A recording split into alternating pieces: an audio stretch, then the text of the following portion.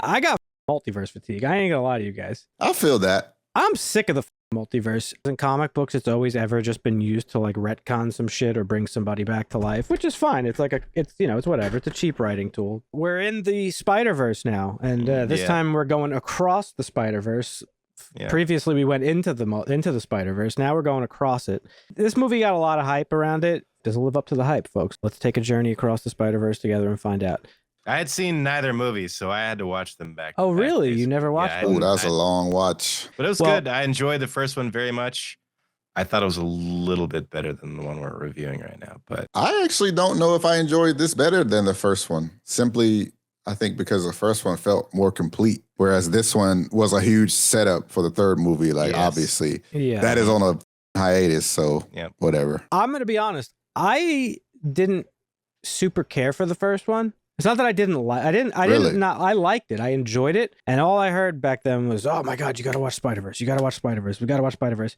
And when I watched it, I was kind of just like, "Okay, it's like a good movie, but like I'm not like ripping off my clothes about it and shit. Like it's a good movie." And honestly, I kind of felt the same way about this one. So this is the multiverse story, as we said. It's through the lens specifically of Spider-Man. It turns out after the first movie, Miles Morales is an anomaly. He was bitten by a spider from another universe that he had no business being bitten by, and he should have never been a Spider-Man to begin with. So I thought that was a pretty good twist. So his becoming Spider-Man set off a path of destruction across the multiverse, we find out. Right. Spider-Man suffering a loss of some kind is the core fundamental element of his character. Static in the timelines. Yep. And in these films, it's a necessary point in time that they call a canon event. And if this canon event doesn't occur, the universe is sort of blinked out of existence slowly. But this story plays into a bigger theme, at least the way I took it, is what it means to be Spider-Man and a hero in general, and the sacrifices that are always present and necessary in the hero's journey, right? Again, through the lens of Spider-Man. It's necessary for him to lose Uncle Ben. It's necessary for him to lose Aunt May or whoever is special to him at that point, for him to become the hero that he has to become. This movie in particular is really about Miles carving out his own path. And I think that's like the central theme of the movie.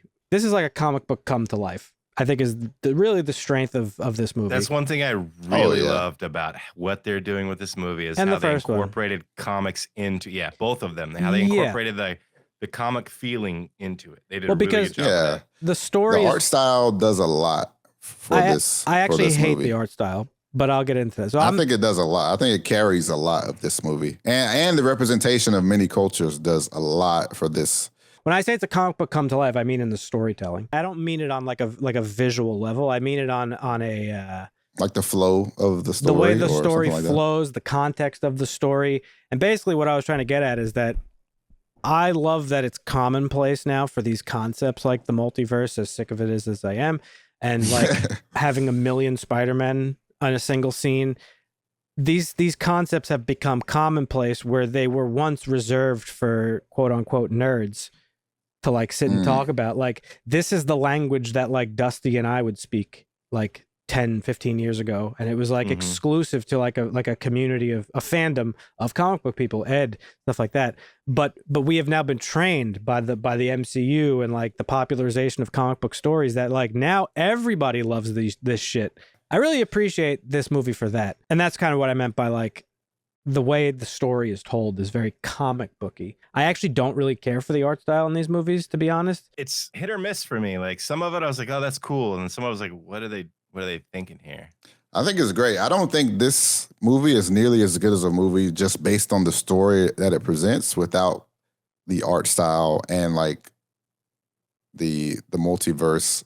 I agree. I don't like when they had like all those Spider-Man on screen, but I did enjoy like the first one where it was like a few completely different types of Spider-Man. I thought that was really cool. It's a specific art choice for these movies, and I think it's a story thing too.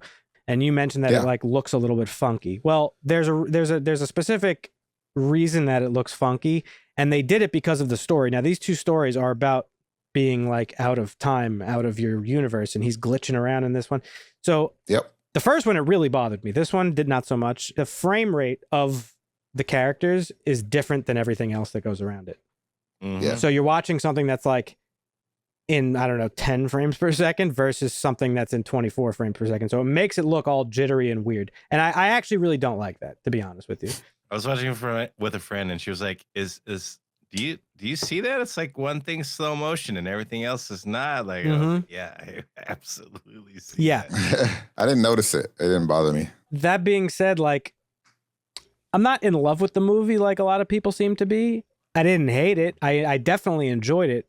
But it's kind of like, oh, you're right. I watched it and now I'm cool with it. Like, I don't really quite understand the ranting and raving over it. I agree there. Like I said, I think the representation of the different cultures was good for, representation does matter. So I think a lot of people probably were overhyping it from that point of view, which I understand. Yeah, I mean, there's people that are mad that Miles Morales is even a character. So, well, that's a whole different thing. Yeah, I enjoyed it. I don't think it was necessarily anything groundbreaking.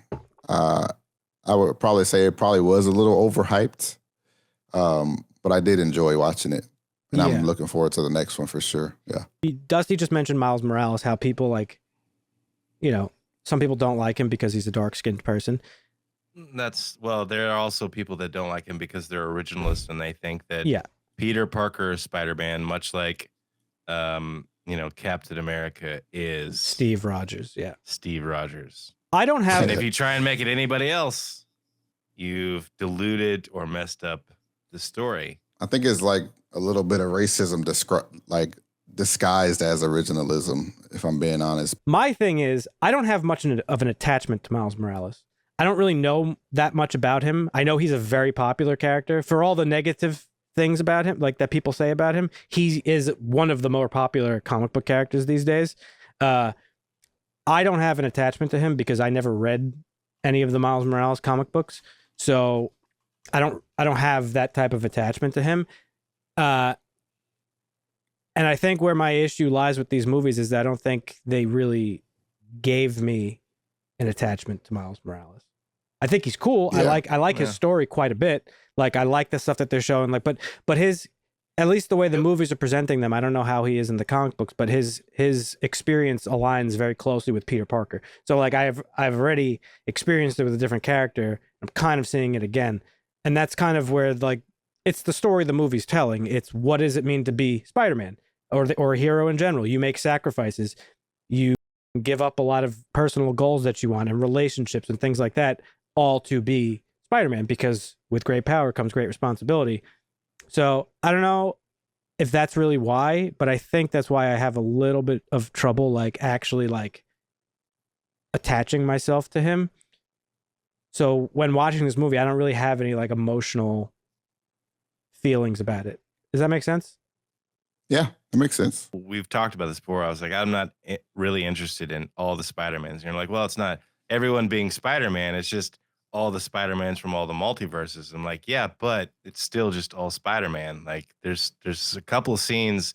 That's why I think I like the first one better. It was a little bit more interesting. I like the buildup of it. And this one was more predictable. While we're talking about variants, I'm just going to go ahead and say it here. Go ahead. Spider-Punk is clearly the best variant of Spider-Man in this movie. Sorry, cool. Peter, Miles. The aesthetics of this character and everything that came out of his mouth was gold. He's voiced by Daniel Kaluuya. Yeah, he was absolutely based, and he did the right thing, it seems. Yeah. But I still think, like, the first one and the second one, like, I was more, maybe it's nostalgia for me because it's Spider-Pig and it's Spider-Man Noir. That's just funny, yeah. And it's Spider-Woman and it's Spider-Man and it's Miles Morales. So you get the nostalgia of, okay, there's these multiple Spider-Man. Then when you get into this one, it's like they're all Spider-Man. There's too many. Yeah, the whole Spider-Man world. Like, there's a city of Spider people. Spider Society. It's a little too much. And that's where I was, that's why I held off on this, because, like, I didn't really have an interest in. I don't want to see the Spider universe where everybody's Spider-Man, and that's what they showed us in this movie. And that's why I don't think it was good as the first one. I hope they finish it right with the third one. It seemed to me this Spider Society was established specifically to prevent Miles from trying to save his father. Yeah, it's right? time authority from It's Loki. the time variant society. Yeah, time variant authority. Yeah, that's like basically what it was. That's what I said. So yes. I think that at the end of the day, it's like, I think I already saw this story play out in things that I actually like better. We saw with Loki. I like the MCU better than this. I like the MCU Spider-Man better than this. I like the MCU. I like Loki better than this. This is just all of those concepts, just specifically about Spider-Man, which is cool on its own. It's just like I feel like I already saw those things, so I don't know. I'm having a really hard time articulating or even understanding why. It's because he wasn't New York enough. He didn't have the accent or anything. He was big time Brooklyn, Marvin. I don't know. I'm a fan of that. I didn't feel like he had the accent enough. I don't know. Well, no, I mean his mother is Hispanic. He's got more of like the Hispanic what he actually did it too when but Hispanic people have thick New York accents too when they're from New York, especially Brooklyn. Yeah, I don't even. Like what? Yeah, you're right. No, you're kind of right about that. This isn't a Sony Spider-Man problem with you. No, this is other things. You're I don't know. Okay. I don't know what it is because because usually when Spider-Man sucks, you're like, well, this is Sony's fault because they can't do Spider-Man. Well, Spider-Man hasn't sucked. That's the thing. In many years, it hasn't sucked since the Andrew Garfield movies. The three MCU Spider-Man movies, I think are outrageous. Sony working with Sony and Marvel. I'm just saying, as movies, those three movies are fantastic. All the Sony Spider-Verse stuff that they're doing, Morbius, Venom, those are terrible.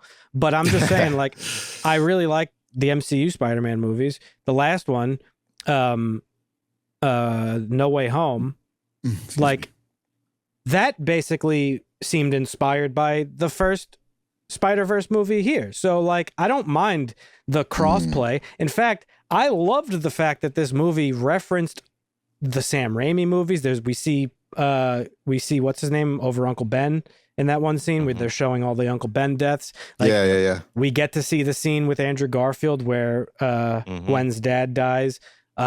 We get to see Childish Gambino, Donald Glover as the Prowler. Yeah. We get J. Jonah Jameson as J.K. Simmons. Apparently, that was awesome. This is the funniest thing about this.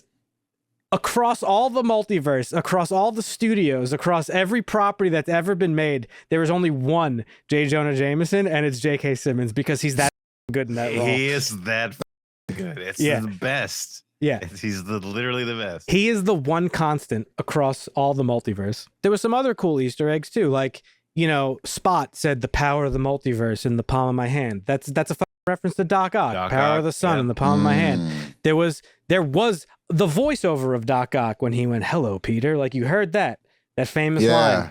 So, like, the movie was super fun. Apparently they pulled from Spidey and Friends. They pulled from everything. Well. They pulled from literally every piece Doc of... Ock, I think, was a female in Spidey and Friends, so that was they pulled from every piece of Spider-Man content that ever existed. Even the video games. There was a moment where you see Spider-Man with the white emblem from the first Spider-Man game. You see video game Miles from the second Spider-Man game. This movie, this movie is a love letter to Spider-Man, and it was an homage and a nod for sure. And I love that about it. But as far as the story goes, I'm kind of like, okay. I'm with Marvin. I'm with Marvin. It depends on how they finish this. This third movie has to hit for me. Yeah. All that being said, I really enjoyed it. I think it was fun. Yeah, it was good. It was fun. Yeah. Imaginative for sure. I'm not left with that like, oh my God, did you see Across the Spider-Verse? Like, you got to go see it immediately. Yeah. Would I put it on a million times? It was definitely overhyped. Or watch it even a second or third. I might watch it a second time, but that's fair. I'll probably fall asleep to it. But would I recommend it? Sure. Yeah, watch it at least once. You should watch it. It's good. For somebody who had not watched the first one or the second one and sat down and watched 1 and 2 in a weekend, definitely worth a watch. But the story was mid. I still stand on the different cultures and the art style being a big. It was cool. Doing a lot of heavy lifting. The Indian freaking Manhattan, that shit was so funny, bro. I feel like they had an opportunity to do something like super original, and it kind of didn't work out that way, aside from just having every Spider-Man who ever existed in it, other than that.